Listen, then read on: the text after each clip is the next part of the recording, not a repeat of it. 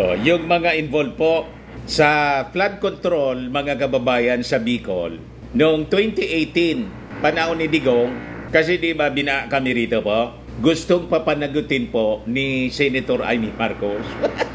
Ano niya, Mr. Maravillas? Bumaliktad na si Amy Marcos? Hindi ko alam kung bumaliktad na si Senator Amy Marcos. Pero during the Senate hearing, wala siya doon. Yung investigation kay Digong, committee of the whole yon, subcommittee, lahat pwedeng mag-attend. Ang nag-attend doon, mga kababayan, yung dapat hindi mag-attend, si Bungot, tapos si Bato.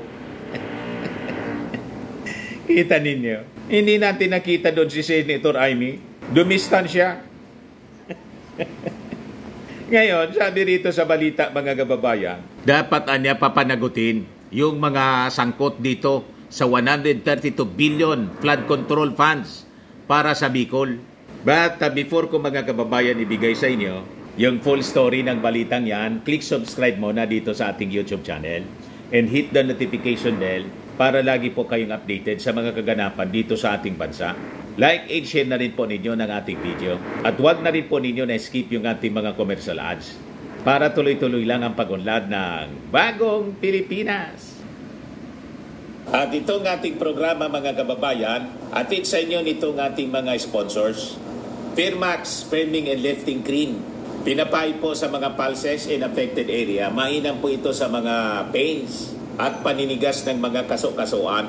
Ito sa mukha naman yung application, anti-aging, Automax po siya. Ito ay Glow 60, mga kababayan. Whitening po siya. Made in South Korea. Ito naman po, Nengxia Red Mix Fruit Drink. Gawa po siya sa goji berry. May anti-cancer properties po siya. At sa mga nagana po ng malinis and spacious fitness gym, pumunta lang po kayo sa aming Colossal Fitness Gym. May Grab Car Rental din po kami. At bills payment po sa aming office. At saka sa mga mahilig po sa mga imported bags, manood po kayo sa live selling ni Madam Eileen Rosales sa kanyang Eileen Closet po. Pati mga shoes, ito yung kanya po. Ito yung kanyang page. Kita ninyo, napakagandang mga online selling po siya. Si Madam Eileen Rosales. Cellphone number niya po, 773-798-7816. Balikan natin yung ating kwento tungkol kay Senator Amy Marcos.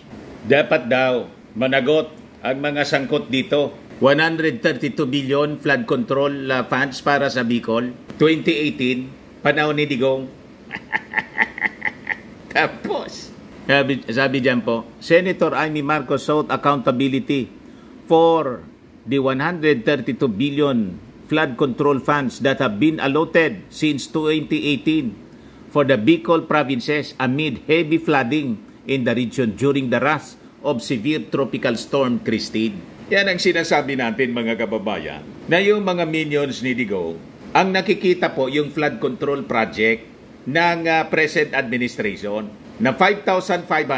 Pagkatapos, tahimik sila, mga kababayan, ayaw nilang pansinin yung 11,340 na flood control projects during the previous administration. Kaya nga yung tanong natin, ano ba nangyari sa 11,000? Sobra kadoble sa flood control project ng present administration. Ano ba? Coterminous ba yon kay Digong? Inanod ba lahat? Bakit hindi napakinabangan kung isipin po sobra kadoble sa present administration? Di ang ibig sabihin, plus 5,000 plus, 5,500, 16,000 plus, mga kababayan, na flood control projects mula 2016 hanggang 2024. So ano nangyari? So kailangan talaga imbestigahan. Nagsagawa sila ng mga investigation after the heavy flooding doon sa Manila, panahon ng Karina. Ang tanong natin, ano na nangyari sa inyong Senate investigation? Di ba? Wala, lahat lang pang press release. O tingnan natin kung may mangyari dito sa press release ni Amy Marcos. The public deserves transparency on where these funds went. Sabi po ni kahapon ni Amy. It is unacceptable that 132 billion pesos has been designated for Bicol flood control projects, yet communities remain inundated and families are suffering. Tama ka. Mag-sponsor ka na po, Senator Amy Marcos, ng resolusyon. Paimbestigan ninyo sa Senado. Isama na ninyo yung 52 billion na pork barrel fund ni Pulong na ginamit lang sa kanyang distrito. Whereas dito sa Bicol, 24 billion man lang po. Bakit kanya 132 billion itong sinasabi? Noong previous administration po, itong 132 billion for Bicol noong previous administration. Yung 24 billion mga kababayan, present administration na po. For the 6 provinces na yon. Yan po, Bicol Region, 24 billion, 24.96 billion for 3 years from 2022 to 24. Yan o, 17 districts, 3 governors, 150 million budget ng party list. O, tingnan ninyo. 6 provinces siya. Whereas, i-compare ninyo kay Pulong, sobra kadoble. 24 ito sa Bicol Region. Sa district lang ni Pulong, 52 billion in 3 years. Oh, from 2019 to 2022.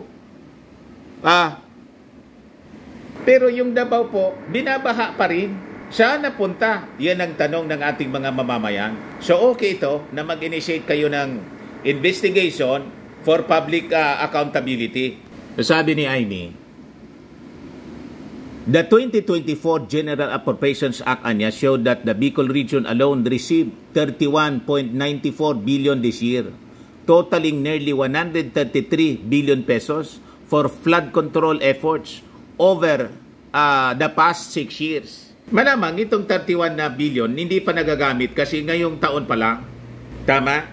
Baka nasa planning pa lang ng mga flood control, hindi pa nagagamit yung pondo. Pero yung 2018 na sinasabi ninyo, 132 billion lahat, talagang dapat na, no? Dapat na imbestigahan yun. So sabi niya, despite this allocation niya, Christine has left the region devastated with flooding at critical levels in inadequate infrastructure to protect affected areas.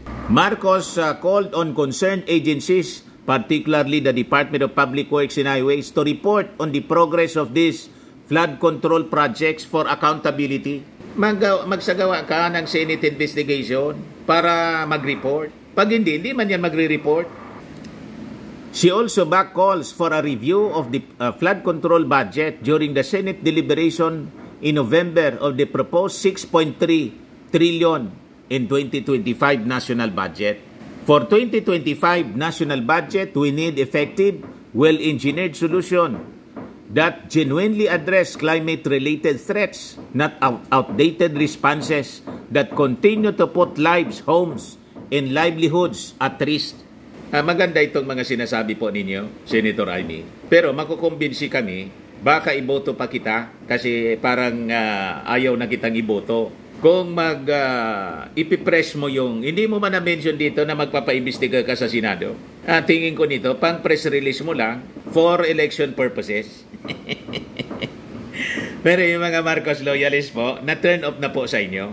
Ayaw ka ng iboto, including me, dapat kasi bigyan ka ng leksyon ng ating mga mamamayan sa pinagagawa mo sa inyong kapatid na mas mahal mo pa si Digong at saka si Inday, pinoprotect mo pa si Digong at saka si Inday kaysa sa sarili mong kapatid na wala mang ginagawang mali. Sige lang ang trabaho. O ngayon, ikaw nga Senator Amy Marcos, wala ka pang binibigay na tulong dito sa amin sa Bicol. Buti pa si Erwin Tulfo, nagbigay na ng tulong, pati si Abalos, nagbigay na ng tulong dito sa Bicol.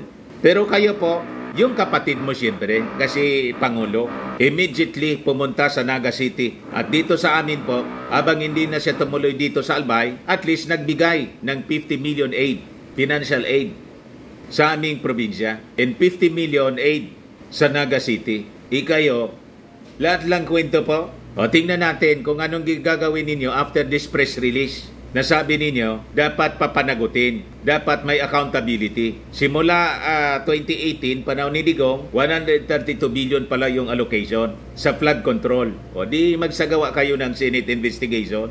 O ngayon, mga kababayan, sa ibang kwento, naugnay po si Harry Roque. Pinangalanan siya sa human trafficking case. Link to Pogo sa Purak. So sabi dito, case after case, Roque's legal troubles have been mounting. In September, the House Quad Committee held him in contempt and ordered his detention for failing to provide documents related to his growing wealth.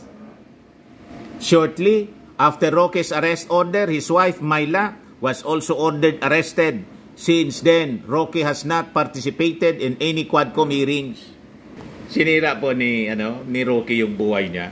Ngayon po, dahil nagtatago silang mag-asawa, malamang maubusan sila ng pera, panggastos mga kababayan sa katatago. Tapos hindi makapaghanap buhay kasi nagtatago nga.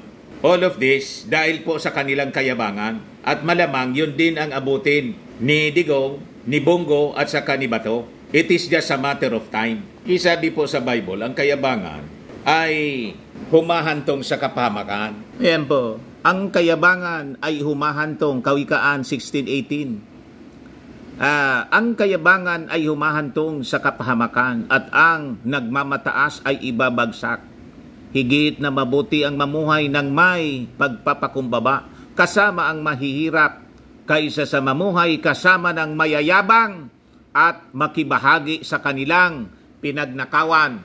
Hindi kayo makinig sa pinakang matalino na nilalang sa buong mundo, si King Solomon. Wala pong antungang mabuti ang sobrang kayabangan. Tingnan ninyo, sa sobrang pagyayabang mga kababayan ni Digong, kahit doon sa Senate hearing, ayun, napaamin siya ni Risa Hontiveros. O ngayon, malamang yung mga statements na doon, yun ang magiging base sa pagpa-file ng kaso laban sa kanya. Yun na ngayon ang pinag-uusapan. At sabi ni Trillanes sa latest report, latest niyang post, yung transcript ng Senado na i-transmit na daw po sa na-receive na ng ICC. O di, wow. Sa mga naghanap ng malinis and spacious fitness gym, pumunta lang po kayo sa aming Colossal Fitness Gym. We also offer Grab Car Rental with our brand new 2023 model ng Toyota Innova. We also accept booking for those who are planning to travel via PAL, Cebu Pacific, and other airline companies, local and international, and bills payment for Meralco Bills, PLDT, Aleco Bills, etc. Ang Colossal Fitness Gym is located at 3rd floor Security Bank Building, Landco Business Park, Legazpi City, Albay. For inquiries, look for Chilon Maravillas. Contact number 0966-802-0949. Yan yung aming Innova. Lagi na pong matao sa amin. Pati mga foreigners po, tingnan ninyo. Mga British tourists sila. Ang lalaki ng katawan na, mga kababayan, nag-gym sa amin. Ito naman po, Indian National. Ito mga mga European sila. Ito naman yung bago naming product na binibenta online, iGlow Serum. Whitening po siya galing sa South Korea. Tingnan ninyo yung epekto sa aking anak na architect entrepreneur, Riz Maravillas. For inquiries, look for Riz Maravillas on FB. Ito naman po, Firmax Firming and Lifting Cream. Pinapahid po ito sa mga pulses and affected area. Mainam po ito sa mga pains at paninigas na mga kaso-kasuan. Ito po, Automax Radiant Serum. Sa mukha naman yung application. Anti-aging po siya. You will look 10 years younger than your age. Sa mga cancer patients naman po, baka lang gusto ninyo itong itry. Nengxia Red Mix Fruit Drink. Hindi man po siya gamot, food supplement siya. Kaya lang, gawa siya mga kababayan sa goji berry. Yung goji berry may anti-cancer properties. Yung mga inquiries ninyo, dumiretso na lang kayo sa aming messages sa Facebook para masagot namin agad. Ayos po, ako po si Dante Maravillas. Bye-bye. God bless.